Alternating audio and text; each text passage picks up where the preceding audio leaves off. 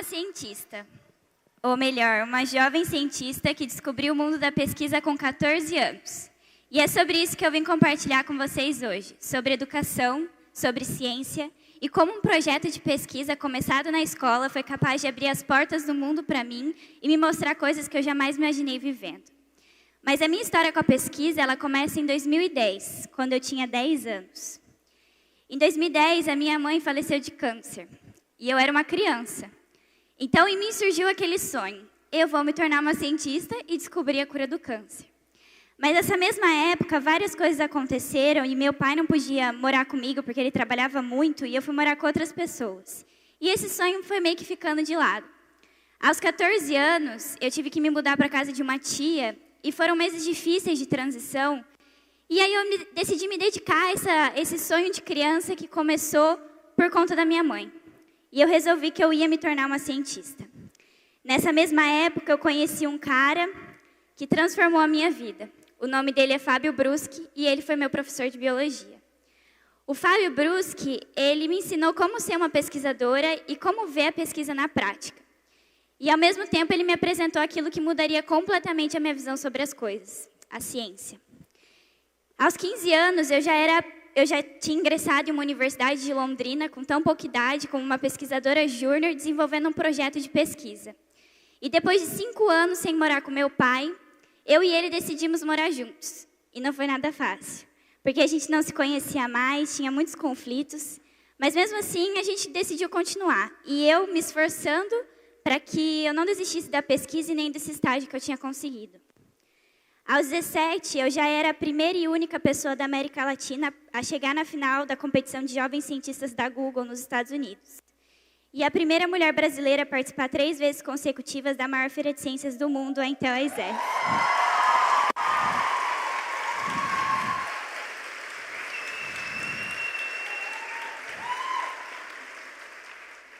E vendo tantos bons feitos na minha vida, eu e meu pai, a gente se olhou e falou: a gente precisa ter uma boa relação, a gente precisa se dar bem. Então a gente começou a se esforçar, isso no final de 2018. Aos 18 anos, depois de desbravar o mundo pela ciência, conhecendo países que eu jamais imaginei conhecendo, como a Sérvia e Israel, eu me dei conta que as pessoas elas crescem fazendo escolhas, mas às vezes a gente não percebe como as escolhas podem fazer e construir as pessoas. E a minha escolha de querer estudar e lutar pelo meu futuro, ela me construiu. Eu e meu pai, nessa época, a gente vivia algo que nunca existiu. Ele compartilhava orgulho de mim e eu dele.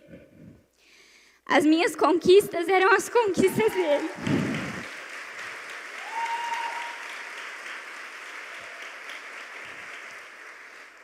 Ele foi uma pessoa muito inteligente, sempre gostou muito de escrever, já tinha 2 livros publicados, estava escrevendo o 3º. E no começo desse ano, meu pai ficou doente. Ele teve uma lesão cerebral, parou de andar, parou de falar. Isso tirou deles os sonhos e os planos que ele tinha. E na semana passada, meu pai faleceu.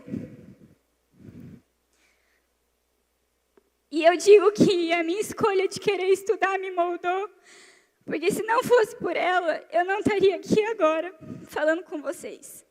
Eu não teria me tornado o que eu me tornei e eu não teria força nenhuma para continuar. Mas de onde surgiu essa escolha? Como é que ela chegou até mim? Como que foi todo esse processo? Essa é a Jane e a Maria, são as fundadoras da escola que estudei, uma escola particular de Londrina, o Colégio Interativa. E a Jane e a Maria, ao fundarem a escola delas, elas decidiram que todos os alunos que se formassem lá, eles iam não só se formar como alunos, né, mas como pessoas e seres humanos engajados com o mundo. Em 2001, a Maria e a Jane, elas implantaram na escola uma disciplina de iniciação científica. E o sonho delas era que as crianças da educação básica desenvolvessem o pensamento crítico. E foi assim que eu me tornei uma cientista, por um incentivo escolar e pelo sonho de 2 mulheres que, assim como eu, queriam transformar. Mas para transformar da maneira como elas sonhavam, eu precisava detectar um problema e de alguma forma solucioná-lo. E é aí que entra essa figura aqui. Isso que vocês estão vendo é a cândida. A cândida é um fungo, é um micro-organismo responsável por diversas infecções fúngicas hospitalares. E se você é mulher, muito provavelmente você já ouviu falar da candidíase, que é uma infecção que afeta 75% das mulheres em todo o Brasil. Se você é homem, não deixe de prestar atenção, porque cândida não é só problema de mulher. É um fungo que afeta o trato gastrointestinal, as vias respiratórias, a via genital e a via oral. Mas o mais difícil da cândida hoje em dia é que existem algumas cepas, algumas espécies desse micro-organismo que vem se tornando resistente aos medicamentos usados no mercado. Então, os medicamentos tradicionais, como o fluconazol e traconazol, eles não conseguem ser eficientes no combate dessas infecções. E no final de 2016, enquanto eu participava de uma feira de ciências, eu ouvi o relato de uma mãe que tinha acabado de ganhar bebê e durante a gestação ela contraiu uma infecção de multiresistência de cândida no dedão da mão. E quando o bebê dela nasceu, ela não podia tocar o próprio filho sem usar luvas. Ela não podia amamentar o próprio filho por conta do tratamento que ela fazia, que era muito tóxico. E na minha cabeça não fazia sentido. Como é que um bichinho tão pequeno pode provocar um estrago tão grande? E eu me determinei a resolver esse problema. Foi então que, em 2016, eu busquei a Universidade Estadual de Londrina, na minha cidade, e lá eu encontrei o Laboratório de Ecologia Microbiana. Pedindo por um estágio, batendo na porta e falando que eu queria desenvolver alguma coisa que pudesse ajudar no combate de candidíase, eles me acolheram e a gente começou a desenvolver o projeto. A ideia era usar a natureza a nosso próprio favor, então encontrar na natureza alguma solução para a candidíase. E assim foi. A gente encontrou na casca de uma laranja a alternativa tão esperada. Em um trabalho de campo que o laboratório fazia para tratar cancro cítrico, que é uma doença que atinge plantações de laranja, uma laranja em específico chamou a atenção. Ela estava toda fungada, apodrecida, mas uma área da laranja estava saudável e ninguém entendia o porquê. Levando essa laranja para o laboratório, eles viram que nessa área saudável existia uma bactéria. E essa bactéria, ela impedia a proliferação daquele fungo. Então, a ideia era testar essa bactéria no combate da cândida, para ver se ela conseguia impedir a proliferação do fungo em questão, que é a cândida. E depois de fazer vários estudos para descobrir que bactéria que era, inicialmente a gente não sabia o gênero e nem espécie dela. Então, a gente chamou ela de LV, por vir de uma lesão velha da laranja. Com a LV, a gente começou processos de produção dessa bactéria, extração dos seus compostos e purificação dos mesmos. E, no fim, a gente chegou numa substância que é conhecida como organometálico, OAC. E esse organometálico, quando aplicado a 4 tipos diferentes de cândida, ele consegue ser 820 vezes mais efetivo do que um remédio comercial e seu custo de produção é 3 vezes mais barato. Mais tarde, a partir de identificações moleculares, a gente viu que o OAC, na verdade, é uma fluoxetina C. E assim nasceu um tratamento alternativo para candidíase de multiresistência a partir de uma bactéria da laranja, um método mais eficiente, mais barato e menos tóxico.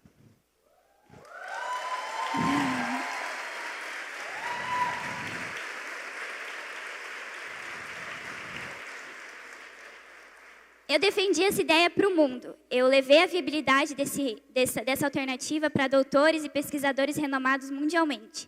Até para o Nobel de Medicina de 1989, eu tive a oportunidade de expor as minhas ideias. Mas eu nunca me imaginei ganhando tantos prêmios e títulos, porque isso nunca foi algo que eu me imaginei fazendo. Dentro de casa existiam problemas que eu nunca fui capaz de entender, mas fora da minha casa eu tinha êxito. E eu não conseguia entender o porquê disso. Mas o Fábio, aquele professor que eu falei para vocês no começo, ele mostrou que eu era capaz de qualquer coisa. E foi com esse pensamento que durante o meu ensino médio eu decidi salvar o mundo. Bem clichê, mas era isso que eu queria. Eu queria salvar o mundo, eu queria transformar vidas, mudar realidades e tornar o mundo um lugar melhor. E depois de tantas pesquisas e vendo que meus resultados estavam dando certo e minhas pesquisas atingindo níveis extraordinários, eu vi que sim, de fato o que eu estava fazendo salvava vidas. Porque salvou a minha.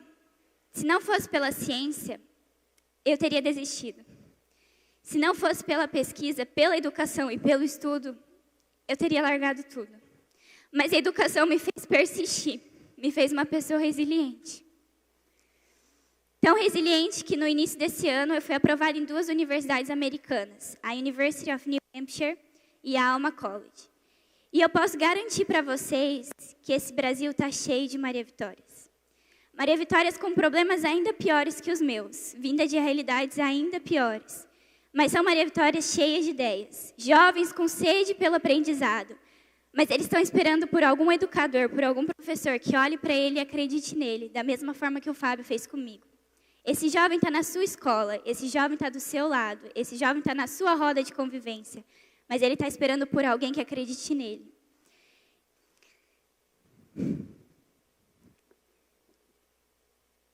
O meu pai, ele era o meu maior fã.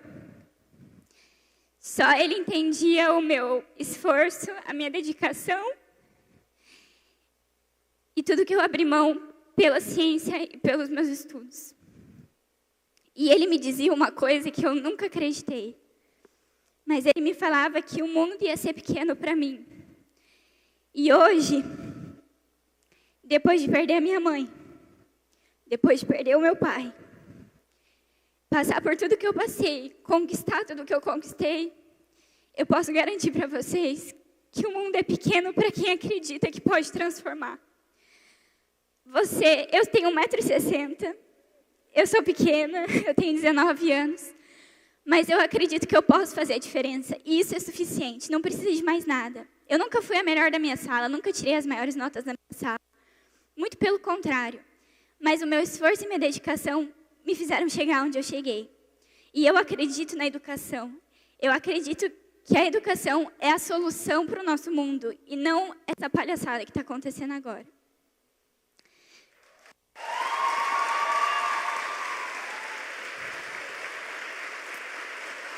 Muito obrigada.